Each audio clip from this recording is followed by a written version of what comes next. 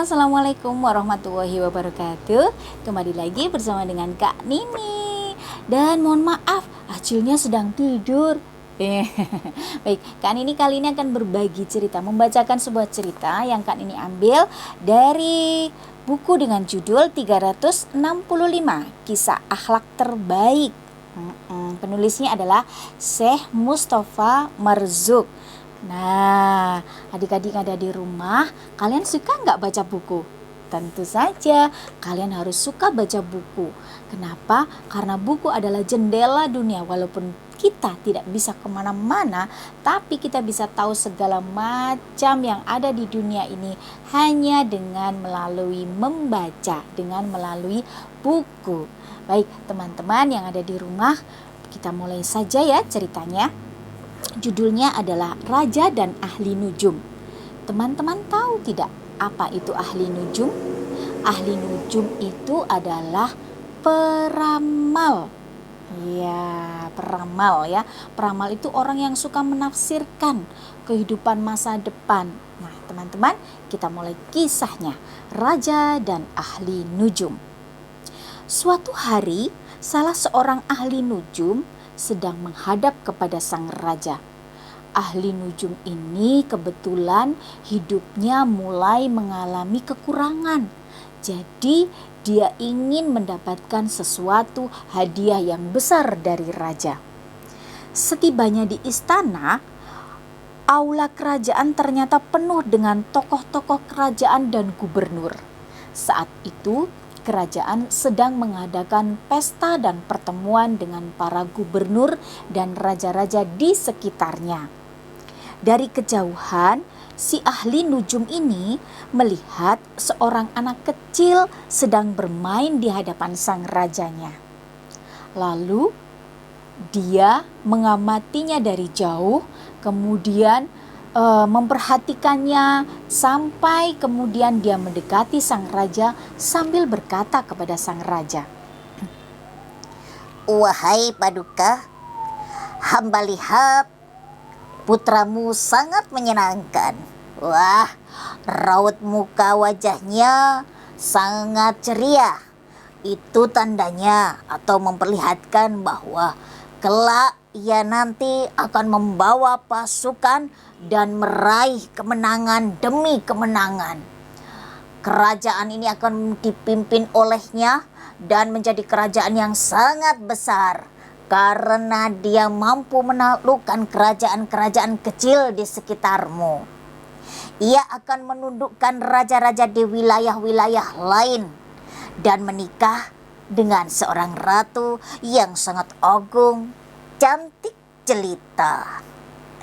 Dan tahu tidak, wahai raja, ia juga akan dikaruniai 10 anak laki-laki." Mendengar itu, raja tersenyum sembari kepalanya dialihkan untuk melihat anaknya, melihat putranya tadi. Nah, kemudian adik-adik yang ada di rumah, raja diam mendengar penuturan ahli nujum tadi. Dan tahu tidak, ahli nujum tadi mengira bahwa sang raja yang berpikir sedang diam tadi, sedang berpikir untuk memberikan hadiah terbesar buat ahli nujum tadi. Sang raja memperhatikan putranya sambil tersenyum.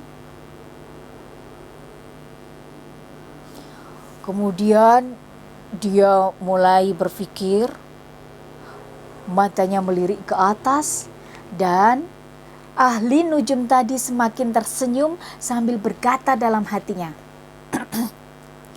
"Wah, raja mungkin akan memberikan sesuatu yang banyak kepadaku.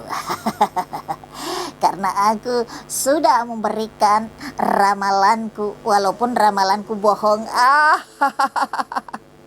Aku tidak tahu bagaimana nasib anak itu. Tapi yang jelas aku akan senantiasa meramalkan ramalan-ramalan yang baik buat raja biar aku dapat banyak duit." Begitu batinnya dari sang ahli nujum. Kemudian adik-adik yang ada di rumah, tiba-tiba raja berkata, kepada ahli nujum tadi. Kemari, ahli nujum. Iya Raja, siap. Bagaimana Raja? Ada yang bisa saya terima? Sudah, Raja tidak usah repot-repot, tidak apa-apa. Memang aku meramalkan kebaikan untuk putramu. Bukan. Ketahuilah bahwa anakku yang sedang bermain di depanku atau di hadapanmu tadi bukan seorang putra. Dia bukan laki-laki, tapi dia itu perempuan. Sehingga ramalanmu salah. Dan kamu tidak akan memberikan hadiah, tidak akan kuberikan hadiah dariku. Tentu saja kamu tidak akan menerima hadiah dariku. Sudah, sekarang kamu tidak perlu meramal lagi. Aku lebih percaya pada Tuhan Yang Maha Esa.